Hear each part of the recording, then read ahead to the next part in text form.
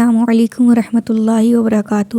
آج ہم قرآن کے بارے میں جانیں گے کہ قرآن کے کیا معنی ہیں، اس کو کس طرح سے جمع کیا گیا ہے، وہ کس طرح سے نازل ہوا تھا اور اس کے کیا معنی و مفاہیم ہیں، ان سب کو جاننے کی کوشش کریں گے۔ قرآن کا لفظ عربی گرامر میں اگر ہم دیکھیں تو یہ مصدر ہے، اس کے مطلب ہوتا ہے جمع کرنے کا۔ یہیں سے پڑھنے کا لفظ بھی لیا جاتا ہے، کیونکہ پڑھنے میں ہمارے جو الفاظ ہوتے ہیں وہ جمع ہو جاتے ہیں۔ عربی زبان میں کبھی کبھی مصدر کو اسم مفعول کے معنی میں بھی استعمال کیا جاتا ہے، اسی وجہ سے قرآن کے معنی ہے پڑھی جانے والی کتاب۔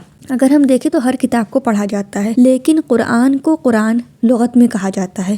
لغت کی روح سے ہر کتاب کو قرآن کہا جا سکتا ہے، کیونکہ ہر کتاب پڑھی جاتی ہے، لیکن اصطلاح میں یہ لفظ صرف اللہ تبارک و تعالیٰ کی اس کتاب کے لیے مخصوص ہے جو آپ صلی اللہ علیہ وسلم کے اوپر نازل ہوئی تھی۔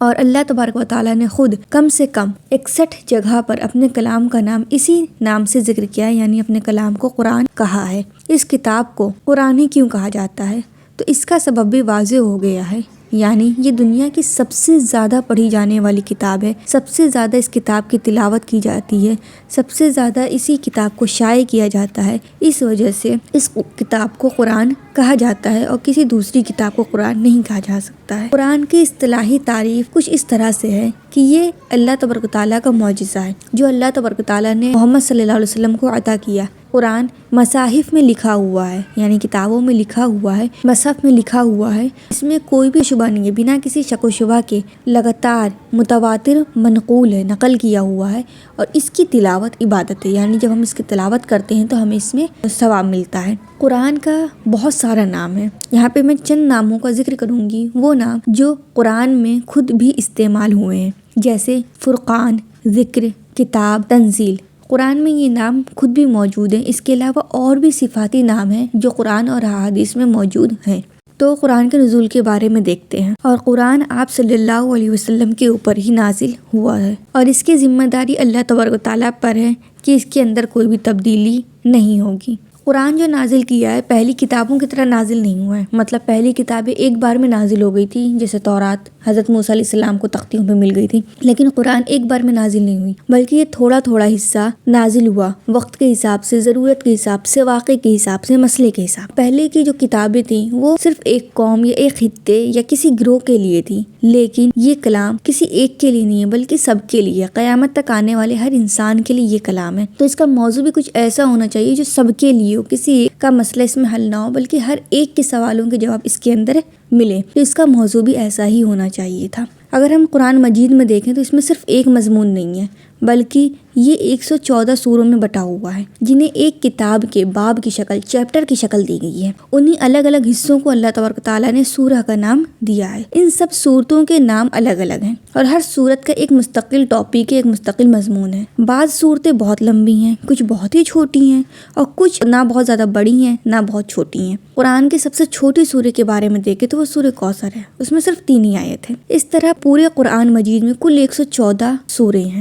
اور قرآن کی سب سے بڑی سورہ بقرہ ہے۔ اس طرح قرآن کی آیتیں بھی چھوٹی اور بڑی ہیں، کچھ آیتیں صرف 1-2 ورڈ کی ہیں تو کچھ آیتیں بہت بڑی ہیں، جیسے کلا انہا تذکرہ فمن شاء ذکرہ۔ اس طرح کی آیتیں صرف 2-3 ورڈ پہ ختم ہو جاتی ہیں۔ قرآن کی سب سے بڑی آیت کی بات کریں تو وہ ہے، یعنی 282 نمبر آیت ہے، جس کو اس مضمون کے لحاظ سے آیت مدانیت کہا جاتا ہے۔ موجودہ قرآن میں ہر آیت کے اختتام کے اوپر ایک گول دائرہ ہوتا ہے، گول سرکل بنا ہوتا ہے، جس سے پتہ چلتا ہے کہ یہاں پہ یہ آیت ختم ہو گئی ہے اور دوسری آیت شروع ہو گئی ہے۔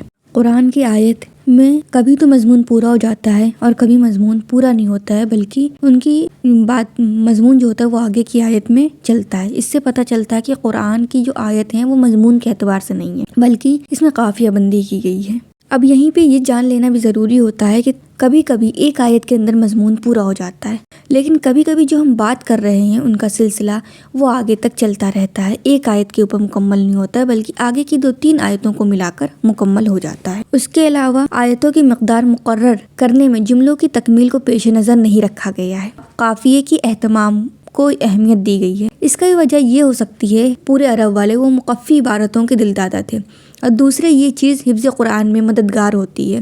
جب قرآن کریم نبی کریم صلی اللہ علیہ وسلم کے اوپر وحی کے ذریعے نازل ہوا تھا تو آپ صلی اللہ علیہ وسلم کی عمر اس وقت 40 سال تھی۔ آپ صلی اللہ علیہ وسلم اس وقت تنہائی میں عبادت کرتے تھے۔ آپ غار ہیرا میں جاتے تھے اور وہاں پہ کئی راتیں عبادت میں مشغول رہتے تھے۔ اسی غار میں ایک فرشتہ آتا ہے اور آپ کے اوپر پہلی وحی نازل ہوتی ہے اور یہ سورہ الگ کی ابتدائی 5 آیت تھی۔ یہ رمضان کا مہینہ تھا۔ اگر ہم آج کے کیلنڈر کے مطابق دیکھیں تو 610 عیسوی کا زمانہ تھا۔ اس پہلی وحی کے بعد 3 سال تک وحی کا سلسلہ بند ہو جاتا ہے جسے فترت وحی کہا جاتا ہے۔ پھر وحی کا سلسلہ دوبارہ سے شروع ہوتا ہے اور آخر وقت تک جاری رہتا ہے۔ بعض روایت کے مطابق سب سے آخر میں نازل ہونے والی آیتیں سورہ توبہ کی آخری 2 آیت ہے، یعنی لقد جاءکم رسول من انفسکم عزیز علیہ ما عنتم حریص علیکم بالمؤمنین رؤوف الرحیم فإن تولوا فقل حسبی اللہ لا الہ الا ہوا علیہ توکلت وہو رب العرش العظیم، یعنی تحقیق کہ تمہارے پاس تمہارے میں ہی سے ہی رسول آیا تھا۔ تو یہ آیت قرآن کی آخری آیت ہے۔ اس طرح قرآن پورا کا پورا ایک بار میں نازل نہیں ہوا بلکہ حالات اور ضرورت کے مطابق تھوڑا تھوڑا کر کے تقریباً 23 سال کے مختصر عرصے میں نازل ہوا ہے۔ قرآن جو تھا وہ نبی کریم صلی اللہ علیہ وسلم کے زمانے میں آپ صلی اللہ علیہ وسلم کے اوپر نازل ہوتا تھا۔ جیسے کہ میں نے ابھی کہا کہ وہ ایک بار میں نازل نہیں ہوا، حالات اور ضرورت کے مطابق تھوڑا تھوڑا کر کے آپ صلی اللہ علیہ وسلم کے اوپر نازل ہوا تھا 23 سال کے عرصے میں۔ تو قرآن جو تھا وہ منتشر جگہ لکھا ہوا تھا، کئی جگہ لکھا ہوا تھا۔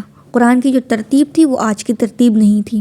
موجودہ ترتیب اللہ تعالیٰ کی ہدایت کے مطابق نبی کریم صلی اللہ علیہ وسلم کی زیر نگرانی صحابہ کے ذریعے کرائی گئی تھی، یعنی قرآن مختلف مقام پہ مختلف جگہ پہ مختلف آیت اتاری گئی تھی، لیکن آپ صلی اللہ علیہ وسلم صحابہ اکرام کو حکم دیتے تھے کہ اس آیت کو اس کے بعد رکھنا، اس سورے میں رکھنا۔ یہ آپ صلی اللہ علیہ وسلم کی ڈائریکشن کے تحت تھا، آپ صلی اللہ علیہ وسلم کی ہدایت کے مطابق تھا۔ قرآن مجید اللہ تبارک و تعالیٰ کی آخری کتاب ہے، اس لیے اللہ تعالیٰ نے خود اس کی حفاظت کا ذمہ لیا ہے، اس لیے اس کی حفاظت کا کام بہت بڑے پیمانے کے اوپر انجام پایا تھا۔ آپ صلی اللہ علیہ وسلم کے زمانے میں قرآن کو محفوظ کرنے کا 2 طریقہ تھا۔ پہلا طریقہ حفظ کے ذریعے تھا اور دوسرا کتابت کے ذریعے۔ حفظ یعنی بہت سارے صحابہ اکرام نے قرآن کو یاد کر رکھا تھا، وہ قرآن کے حافظ تھے۔ آپ صلی اللہ علیہ وسلم کے زمانے میں جب قرآن نازل ہو رہا تھا اس وقت عرب کے لوگ پڑھنا لکھنا تھوڑا کم جانتے تھے، اس وقت لکھنے کے لیے سامان، کاغذ، قلم یہ سب بہت زیادہ اویلیبل نہیں تھے۔ تو ایسے میں قرآن کو محفوظ رکھنے کے لیے سب سے آسان طریقہ اسے یاد کر لینا تھا،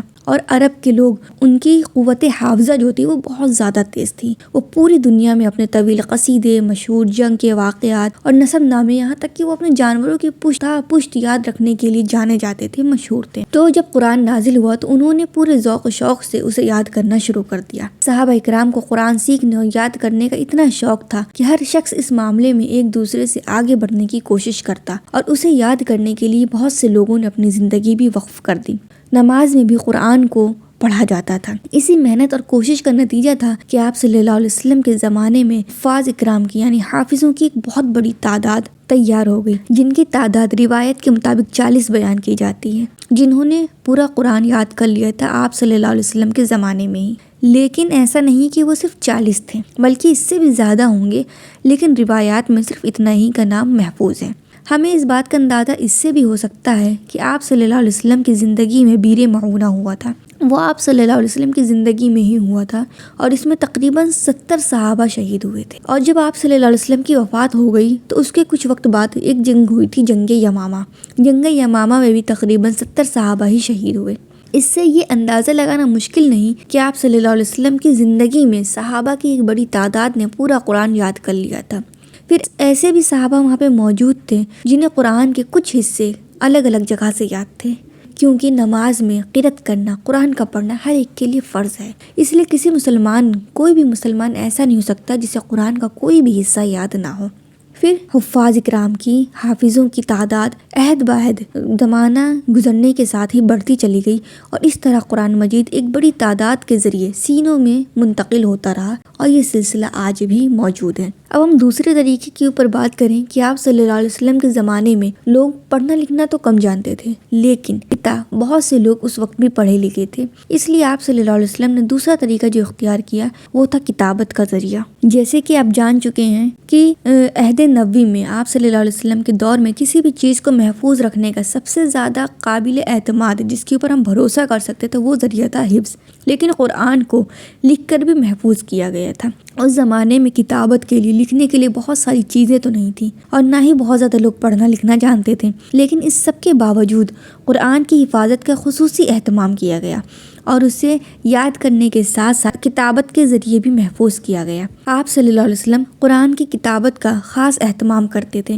اور جب بھی کوئی وحی نازل ہوتی تو سب سے پہلے اس کو لکھواتے تھے، پھر پڑھ کر اس کو سنتے اور اس کے بعد اس کی اصلاح کرتے تھے، یعنی کوئی بھی غلطی ہوتی تو اس کو تصحیح کر دیتے تھے، صحیح کر دیتے تھے تاکہ اس کے اندر کوئی بھی شبہ نہ رہے، اور تب جا کر اسے کہا جاتا تھا کہ عام اشاعت کر دو، یعنی لوگوں کو بتا دو کہ یہ آیت کریمہ نازل ہو گئی ہے۔ آپ صلی اللہ علیہ وسلم سے مختلف جگہ کے اوپر لکھواتے تھے، جیسے ہڈی، درخت کی چھالیں، پتے، اس کے علاوہ سے کچھ کاغذ وغیرہ پہ بھی لکھا ہوا، یعنی بہت ساری جگہ پہ لکڑی وغیرہ کے اوپر اس کو لکھوا دیتے تھے۔ قرآن اپنی اصل ترتیب کے مطابق نازل نہیں ہوا تھا، یعنی جس ترتیب سے ہم پڑھتے ہیں کہ پہلے سورہ فاتحہ پھر سورہ بقرہ کی ساری آیتیں ہیں، تو اس طرح سے نازل نہیں ہوا تھا، لیکن یہ طریقہ جو تھا وہ آپ صلی اللہ علیہ وسلم نے اس طریقے سے آیتوں کو لکھوایا تھا، بلکہ سورتوں کے اندر آیت کے مقام کو بھی آپ صلی اللہ علیہ وسلم نے ہی ترتیب کیا تھا۔ عثمان رضی اللہ فرماتے ہیں کہ رسول اللہ صلی اللہ علیہ وسلم کا معمول تھا جب بھی قرآن کا کوئی حصہ نازل ہوتا، یعنی وہی جو نازل ہوتی تھی اس کو لکھنے کے لیے آپ ہدایت دیتے کہ اسے فلاں سورہ میں فلاں آیت کے بعد لکھو۔ اس طرح نبی کریم صلی اللہ علیہ وسلم کے زمانے میں قرآن کو محفوظ کیا گیا۔ اب حضرت ابوبکر رضی اللہ کا دور آتا ہے۔ حضرت ابوبکر رضی اللہ کے زمانے میں جنگ یمامہ ہوئی، جیسے کہ میں نے پہلے بھی بتایا، اور قرآن کی کریم کے جو حافظ تھے ان کی ایک بڑی تعداد شہید ہو گئی۔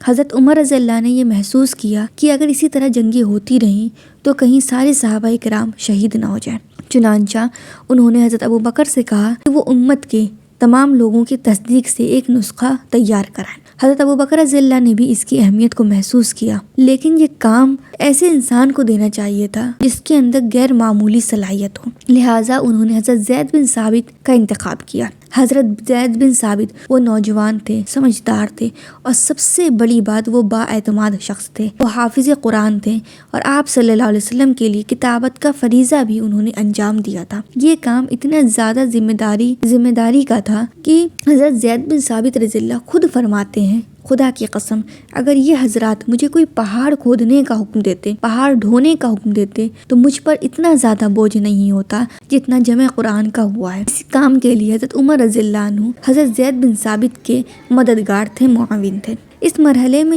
جمع قرآن کی اہمیت اور اس سلسلے میں کیے جانے والے غیر معمولی اہتمام کا اندازہ اس بات سے بھی لگایا جاتا ہے کہ جو حضرت زید بن ثابت نے اس موقع کے اوپر اختیار کیا تھا، انہوں نے قرآن کا یہ نسخہ صرف اپنے یاد کیے ہوئے یا پھر صحابہ کرام جو بہت سارے تھے انہوں نے بھی یاد کر لیا تھا، تو ان کی یادداشت کے اوپر تیار نہیں کیا، بلکہ اس کے لیے انہوں نے انتہائی مشکل اور پیچیدہ طریقہ اختیار کیا۔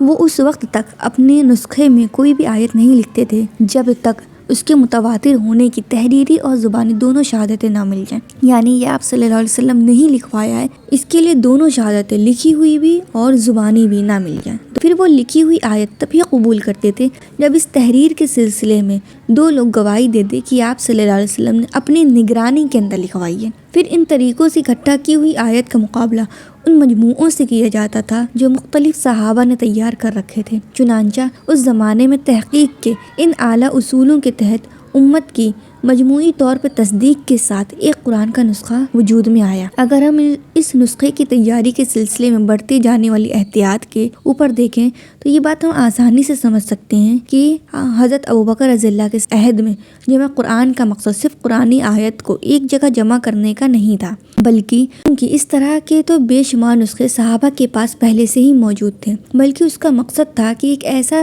کلام تیار ہو جائے، ایک ایسی نسخہ تیار ہو جائے جو امت کی اجتماعی تصدیق کے ذریعے تیار شدہ ہو اور جس کی موجودگی میں آگے چل کے کسی بھی فتنے کا اندیشہ نہ رہے۔ عہد صدیقی میں جو قرآن کو جمع کیا گیا تھا، نسخہ تیار کیا گیا، تو اس میں کچھ خصوصیات تھیں۔ پہلی یہ قرآن کا یہ نسخہ بہت زیادہ تحقیق کے ساتھ تیار کیا گیا، اس میں بہت اعلیٰ پیمانے کی ریسرچ ہوئی۔ دوسرا یہ کہ اس نسخے میں تمام آیت آپ صلی اللہ علیہ وسلم کی بتائی ہوئی ترتیب کے مطابق تھی، اور یہ کہ یہ نسخہ حیری میں لکھا گیا تھا۔ اس میں صرف وہی آیتیں تھیں جو آپ صلی اللہ علیہ وسلم کو حضرت جبرائیل علیہ السلام نے آپ صلی اللہ علیہ وسلم کی حیات مبارکہ کے آخری رمضان میں آپ کو سنائی تھی، اسی ترتیب کے مطابق اس کو لکھا گیا۔ حضرت ابوبکر نے اس کو لکھوایا اور یہ صحیفہ آپ کی زندگی میں آپ کے پاس رہا، پھر حضرت عمر کے پاس گیا اور آپ کے انتقال کے بعد یہ حفصہ رضی اللہ کے پاس چلا گیا۔ حضرت عثمان رضی اللہ کے زمانے میں جمع قرآن کی نوعیت جاننے سے پہلے یہ جاننا ضروری ہے کہ آپ صلی اللہ علیہ وسلم نے قرآن کو مختلف طریقوں سے پڑھا تھا، مختلف لہجے تھے، مختلف ایکسنٹ تھے۔ ان مختلف طریقوں کو قرآن کی قرأت کہا جاتا ہے، اور قرآن میں ان تمام قرأتوں کی گنجائش ہے جو نبی نے پڑھی ہیں، جو نبی سے ثابت ہیں۔ نبی کریم نے مختلف صحابہ کو مختلف قرأتوں سے قرآن کی تعلیم دی تھی۔ جب حضرت عثمان رضی اللہ خلیفہ بنے تو اس وقت اسلام کی سرحدیں بہت دور تک پھیل گئی تھی اور اسلام دور دراز کے علاقوں تک پہنچ چکا تھا۔ ہر نئے علاقے کے لوگ انہی صحابہ سے قرآن سیکھتے جو ان کے علاقے میں تھے۔ اس طرح مختلف صحابہ سے قرآن سیکھنے کی وجہ سے مختلف علاقوں میں مختلف قرأت ہو گئی، اور جب وہ لوگ آپس میں ایک دوسرے سے ملتے تو وہ ایک دوسرے کے قرآن کو غلط قرار دیتے، جس کی وجہ سے یہ نوبت آ گئی کہ بہت سے لوگوں نے ایک دوسرے کو قرأت کے الگ ہونے کی وجہ سے کافر کہنے لگے۔ حضرت عثمان رضی اللہ بہت دور اندیش خلیفہ تھے، وہ اس معاملے کو نظر انداز نہیں کر سکے۔ ان کو خود بھی اس طرح کے واقعات کی مسلسل اطلاعات مل رہی تھی، اور مدینہ میں بھی اس طرح کے کچھ واقعات ہو چکے تھے۔ چنانچہ انہوں نے صحابہ اکرام سے مشورہ کیا اور بالآخر وہ اس نتیجے پر پہنچے کہ تمام امت کو ایک مصحف کے اوپر جمع کر دیا جائے تاکہ کوئی اختلاف نہ رہے۔ حضرت عثمان نے اس اہم کام کو پائے تکمیل تک پہنچانے کے لیے ایک کمیٹی کی تشکیل دی جو حضرت زید بن ثابت، عبداللہ بن زبیر، سعید بن عاص، عبد الرحمن بن حارث بن ہشام پر مشتمل تھی۔ بعد میں اس میں اور بھی صحابہ کو شامل کیا گیا کہ اس کی تعداد 12 تک پہنچ گئی۔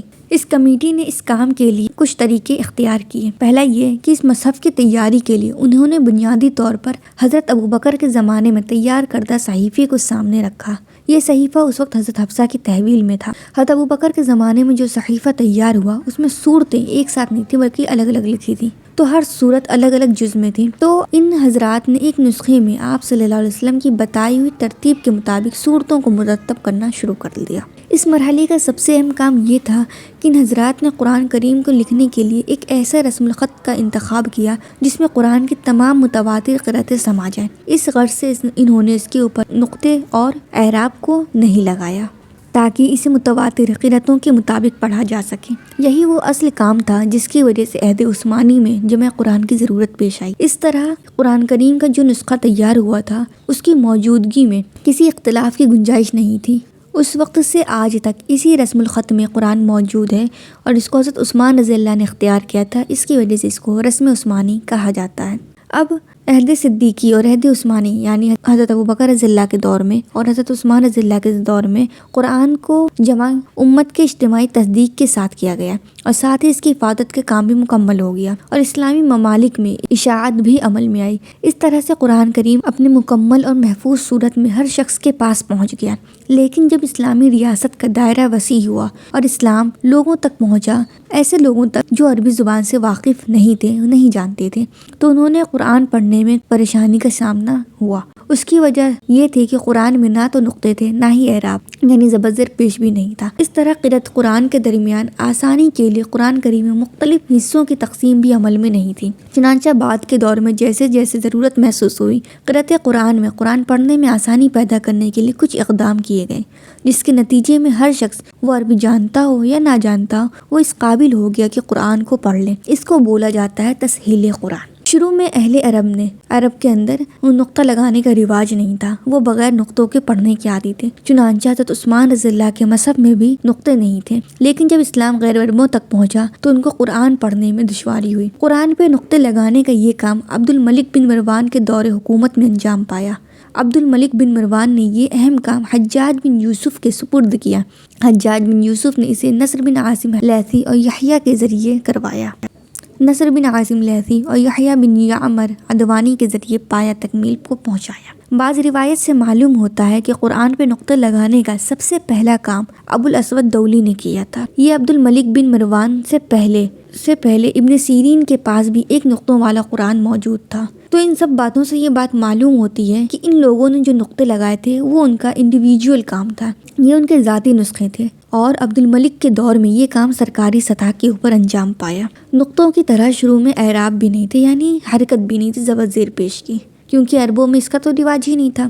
وہ باغ اور بغیر حرکت کے ہی پڑھنے کے وہ لوگ عادی تھے، لیکن جب قرآن غیر عرب تک پہنچا تو وہ لوگ پڑھنے میں غلطی کرنے لگے، تو اس بات کی ضرورت محسوس کی گئی کہ قرآن کے اوپر حرکت بھی لگائی جائے۔ چنانچہ سب سے پہلے اسود دولی نے حرکت وضع کی، وہ اس کو لگایا، لیکن یہ حرکت اس طرح کی نہ تھی جیسے کہ آج کل ہے۔ انہوں نے زبر کی جگہ اوپر ایک نقطہ، زیر کے لیے نیچے ایک نقطہ اور پیش کے لیے اوپر 2 نقطے لگا دیے تھے۔ لیکن جب حجاج بن یوسف نے عبد الملک بن مروان کے حکم سے یحییٰ بن یعمر، نصر بن عاصم اور حسن بصری سے قرآن میں نقطے اور حرکت دونوں لگانے کی فرمائش کی، جس موقع کے اوپر نقطے اور حرکت میں التباس کے خوف سے انہوں نے وہ حرکت وضع کی جو آج موجود ہے۔ ہم دیکھتے ہیں کہ قرآن میں بہت سی منزلیں ہیں، تو صحابہ کرام کا معمول تھا کہ وہ ہفتے میں ایک بار قرآن مکمل کرتے تھے۔ انہوں نے روزانہ تلاوت قرآن کی ایک مقدار متعین کی ہوئی تھی اور قرآن کو 7 حصوں میں تقسیم کر رکھا تھا۔ اسی 7 حصے کو منزل کہا جاتا ہے۔ ظاہر ہے یہ 7 احزاب کسی معنی اور مفہوم کی رعایت کرتے ہوئے نہیں بنائے گئے، بلکہ صرف اس لیے بنائے گئے تھے کہ ہر حصہ ایک دن میں ختم ہو جائے، اس طرح 7 دنوں میں پورا قرآن مجید مکمل ہو سکے۔ ان منزل کی تقسیم کچھ اس طرح ہے کہ پہلے حصے میں 3 سوریں ہیں، دوسرے میں 5، تیسرے میں 7، چوتھے میں 9 اور 5ویں میں 11 صورتیں اور چھٹے میں 13 صورتیں اور آخر میں سورہ قاف سے لے کر آخر تک۔ پورے قرآن کو برابر 30 حصوں میں بھی تقسیم کیا گیا ہے، اس کو پارہ کہتے ہیں۔ یہ تقسیم بھی اللہ تعالیٰ کی طرف سے نہیں تھی اور نہ ہی یہ عہد نبوی میں اور خلافت راشدہ میں ہوئی، بلکہ حجاج بن یوسف کے دور میں یہ تقسیم عمل میں آئی۔ چنانچہ اس تقسیم کی کوئی شرعی حیثیت نہیں ہے۔ اس تقسیم میں قرآن کے معنی کو ملحوظ نہیں رکھا گیا، اس کا لحاظ نہیں کیا گیا۔ یہ تقسیم قرآن کے معنی کے اعتبار سے نہیں ہے، بلکہ قرآن کو پڑھنے اور اس کو یاد کرنے میں اور قرآن کی تعلیم میں آسانی پیدا کرنے کے لیے یہ تقسیم عمل میں لائی گئی۔ کچھ احادیث سے پتہ چلتا ہے کہ آپ صلی اللہ علیہ وسلم نے صحابہ کرام کے لیے یہ بات پسند فرمائی تھی کہ وہ مہینے میں ایک قرآن مکمل کریں۔ چنانچہ اس ہدایت کے پیش نظر یہ تقسیم کی گئی تاکہ ہر مسلمان روزانہ ایک پارہ پڑھ کے مہینے میں ایک قرآن مکمل کرنے کا شرف حاصل کر سکے۔ جس طرح پورے قرآن کو 30 حصوں میں تقسیم کیا گیا ہے، بانٹا گیا ہے، اس طرح ہر حصے کو مزید چھوٹے چھوٹے حصوں میں بھی ڈیوائیڈ کیا گیا ہے۔ یہ حصے رکوع کہلاتے ہیں۔ یہ تقسیم معنی کے اعتبار سے ہے، جہاں ایک سلسلہ کلام مکمل ہو اور وہاں رکوع مکمل ہو جاتا ہے۔ اس کا مقصد یہ تھا کہ عربی زبان سے ناواقف لوگ یہ سمجھ نہیں سکتے ہیں کہ کس جگہ پہ ہمیں تلاوت کا سلسلہ روکنا چاہیے، چنانچہ ان کی سہولت کے لیے، ان کی آسانی کے لیے اس ڈویژن کو کیا گیا۔ رکوع کے تعین کے سلسلے میں ایک اور بات کو دھیان میں رکھا گیا، اور وہ یہ کہ تقسیم میں جب ڈویژن کیا گیا تو آیتوں کی ایک مناسب تعداد کو بھی خیال میں رکھا گیا، اس کا بھی لحاظ کیا گیا۔ اس طرح ایک پارے میں عموماً 15 سے 20 رکوع ہیں۔ اس کا مقصد آیات کی ایک متوسط مقدار، درمیانہ مقدار تعین کی ہے جو ایک رکعت میں پڑھی جا سکے، اور اس کو رکوع اس لیے کہتے ہیں نماز میں اس جگہ پہنچ کر رکوع کیا جائے۔ ظاہر ہے اس تقسیم کو بھی کوئی شرعی حیثیت حاصل نہیں ہے۔ قرآن کی تلاوت کو اور آسان کرنے کے لیے ایک اور کام کیا گیا، جس کے بیچ بیچ میں ایسے نشانیاں لگائی گئیں، ایسی علامت لگائی گئیں جن سے یہ معلوم ہو سکے کہ کس جگہ ہمیں ٹھہرنا چاہیے۔ ان آیت کو رموز و اوقاف کہتے ہیں۔ ان کی مدد سے ایک عربی سے انجان انسان بھی درست طریقے سے تلاوت کر سکتا ہے اور وہ صحیح جگہ کے اوپر رک سکتا ہے، ٹھہر سکتا ہے۔ ان علامات کی اہمیت اس لیے بہت زیادہ ہے کہ غلط جگہ کے اوپر رک جانے سے معنی میں اکثر تبدیلی ہو جاتی ہے۔ معنی کی اس تبدیلی سے بچنے کے لیے ان علامات کو بنایا گیا ہے، اسے رموز و اوقاف کہتے ہیں۔ تو اس کا مطلب ہوتا ہے یہاں پر بات پوری ہو گئی ہے، اس لیے یہاں پہ ہم رک سکتے ہیں، رکنا بہتر ہے۔ جیم، آپ دیکھتے ہوں گے قرآن پڑھتے تو چھوٹا سا جیم لکھا ہوتا ہے، تو اس کا مطلب ہے یہاں پر ہم رکنا جائز ہے، یہاں پہ ہم رک سکتے ہیں، وقف کر سکتے ہیں۔ کہیں کہیں زے لکھا ہوتا ہے، اس کا مطلب ہے کہ یہاں پر رکنا تو درست ہے، لیکن بہتر یہ ہے کہ ہم لوگ بنا رکے ملا کر پڑھیں۔ کہیں پر میم لکھا رہتا ہے، یہ وقف لازم کا مخفف ہے، یعنی یہاں پر رکنا چاہیے۔ यहाँ वक्फ नहीं किया जाए तो आयत के माने में गलती का इम्कान है, इस वजह से यहाँ पे रुकना ज़रूरी है। कहीं लाम अलिफ लिखा रहता है, इसका मतलब है यहाँ नहीं ठहरा जाए। अगर इस मकाम पर ठहर जाए तो बेहतर है कि इसे दोबारा से लौटा के पढ़े, पीछे से दो चार अल्फाज मिलाकर पढ़ें। कहीं पे काफ और फा छोटा सा लिखा रहता है एक में मिलाकर, उसके माने है ठहर जाओ। जब तक प्रेस इजाद नहीं हुआ था तो कुरान के जो नुस्खे थे वो कलम से लिखे जाते थे। हर दौर में मुसलमानों की एक जमात ने किताबत कुरान को अपना मशगला बनाया था, लेकिन प्रेस इजाद हो गया तो सबसे पहले 1113 हिजरी में हमबर्ग के मकाम पर कुरान करीम तबाह हुआ, जिसका एक नुस्खा अब तक दारुल कुतुब मिस्रिया में मौजूद है। इसके बाद मुतअद्दिद मुस्तशरिकीन ने कुरान करीम के नुस्खे तबाह कराए, लेकिन ये नुस्खे इस्लामी दुनिया में मकबूल ना हो सके। मुसलमानों में सबसे पहले मौलाए उस्मान ने रूस के शहर सेंट पीटर्सबर्ग में 1887 में कुरान करीम का एक नुस्खा तबाह कराया। इसी तरह काज़ान में भी एक नुस्खा छापा गया। 1828 में ईरान के शहर तेहरान कुरान करीम को पत्थर पर छापा गया। फिर उसके मतबूआ नुस्खे दुनिया भर में आम हो गए। कुरान मजीद में अगर हम सूरतों को देखें तो टोटल 114 सूरे हैं, और मक्की दौर की जो सूरे हैं वो 86 हैं, यानी 86, और मदनी दौर में नाजिल होने वाली सूरतों की तादाद 28 है। कुरान के पारे 30 हैं। कुरान में सजदों की तादाद 14 या 15 है। इसमें इख्तिलाफ है कि सजदा किया जाए कि ना किया जाए। एक सजदा ऐसा है। कुरान की सबसे बड़ी सूरे बकरा है। कुरान की सबसे छोटी सूरे कौसर है। पहली वही सूरे अलग की इब्तिदाई 5 आयत हैं और आखिरी वही सूरे तौबा की आयत नंबर 128। कुरान मजीद के नाजिल होने की जो मुद्दत है वो तकरीबन 23 साल है, और कातिबीन वही की तादाद 40 है। जब आप सल्लल्लाहु अलैहि वसल्लम के ऊपर कुरान नाजिल हो रहा था तो कुछ सूरतें मदीना में नाजिल हुई थी, कुछ मक्का में। इसी एतबार से कुरान की सूरतों को मक्की और मदनी कहा जाता है, यानी ये ज़माना नुज़ूल के एतबार से है कि जो सूरतें हिजरत से पहले नाजिल हो गई थी उनको मक्की कहा जाता है, ख्वाह वो किसी भी जगह नाजिल हुई हों, और जो हिजरत के बाद मदीना में पहुंचने के बाद नाजिल हुई उन सूरतों को मदनी कहा जाता है, ख्वाह वो किसी भी जगह पर नाजिल हों। मक्की और मदनी सूरतें चूँकि मुख्तलिफ हाल और मुख्तलिफ माहौल में नाजिल हुई थी और उनके मुखातब भी अलग अलग लोग थे, इसलिए उनके अंदाज और उसलूब में भी फ़र्क पाया जाता है। मक्का की ज़िंदगी में मुसलमानों का जो वास्ता था वो अरब के बुत परस्तों से था, और कोई इस्लामी रियासत वजूद में नहीं आई थी उस वक्त। इसलिए उस दौर में ज़्यादा जोर अकायद की दुरुस्तगी, अखलाक की इस्लाह, बुत परस्तों की तदलील और फितरत के ऊपर गौर करने वाली बातों पे की गई थी, और इसी के कुरान में जिक्र किया गया था बहुत खास कर। मक्की सूरे की खुसूसियत ये है कि मक्की सूरतों में आम तौर से मुशरिकीन और बुत परस्तों को खिताब किया गया है और अहले किताब और मुनाफिकीन को मुखातब नहीं बनाया गया। मक्की सूरतों में ज़्यादातर तौहीद, रिसालत, आखरत के बारे में बात है। हशर नशर की मंजर कशी और आप सल्लल्लाहु अलैहि वसल्लम को सब्र की तलकीन की गई है, और पिछली उम्मतों के वाक़यात को तफसीली तौर पे बयान किया गया है। मक्की सूरतें और आयतें जो हैं वो उमूमन आम तौर पे वो छोटी होती हैं, मुख्तसर होती है। उनमें इस्तारात, तशबीहात वगैरह और तमसीलें वगैरह ज़्यादा हैं, और उसमें अल्फाज का ज़ख़ीरा बहुत ज़्यादा यूज़ किया गया है। अगर हम मदनी सूरे को देखें तो मदनी सूरे के वक्त जब मदीना में जब आप सल्लल्लाहु अलैहि वसल्लम चले गए थे तो मदीना में इस्लामी रियासत का वजूद हो गया। इस्लामी रियासत वजूद में आ गई और लोग जौक दर जौक इस्लाम में दाखिल हो रहे थे। बुत परस्ती इस टाइम ख़त्म हो चुकी थी। परस्ती को बातिल करार दिया जा चुका था मक्के के दौर में। तमाम तर नज़रियाती मुकाबले अहले किताब से थे। अब अहले किताब सामने थे, इसलिए यहाँ पर अहकाम, कानून, कवानीन, हुदूद व फ़राइज़ की तालीम और अहले किताब की तरदीद के ऊपर ज़्यादा जोर दिया गया था, और इसी हिसाब से इसको बयान किया गया। तो मदनी आयतें या फिर सूरतें वो ज़्यादातर उनके जो मुखातब है वो अहले किताब और मुनाफिकीन है, जबकि मक्की सूरतों में ऐसा नहीं था। मदनी सूरतों में ख़ानदानी और तमद्दुनी क़वानीन, जिहाद व क़िताल के हुक्म और हुदूद व फ़राइज़ बयान किए गए हैं। मदनी आयत और सूरतें तवील और मुफस्सल हैं, उनमें ज़ख़ीरे अल्फाज भी इतना वसी नहीं है जितना मक्की में था। आज हमने कुरान मजीद के बारे में पढ़ा कि कुरान मजीद के क्या नाम है, कुरान मजीद किस तरह से नाजिल हुआ, किस तरह से जमा किया गया, और उसके अंदर इतनी ज़्यादा जो तकसीम नज़र आती है तो वो किस तरह से की गई। अभी जो हमने जाना है तो कुछ अहम पॉइंट्स इस तरह से हैं कि कुरान मजीद अल्लाह ताला का कलाम है, मौजिज़ा है, जो आप सल्लल्लाहु अलैहि वसल्लम के ऊपर नाजिल हुआ था और बिना शक के तवातुर के साथ नकल है। तवातुर का मतलब होता है कि कोई भी बीच में गैप नहीं है, कोई भी कड़ी टूटी हुई नहीं है, हर कड़ी को ये मालूम है कि उसने किससे नकल किया है। कुरान में 114 सूरतें हैं और آیتیں جو ہیں، صورتیں اور آیتیں، اس کی ہدایت آپ صلی اللہ علیہ وسلم نے خود بتائی تھی کہ کہاں پر کس جگہ پہ کرنی ہے۔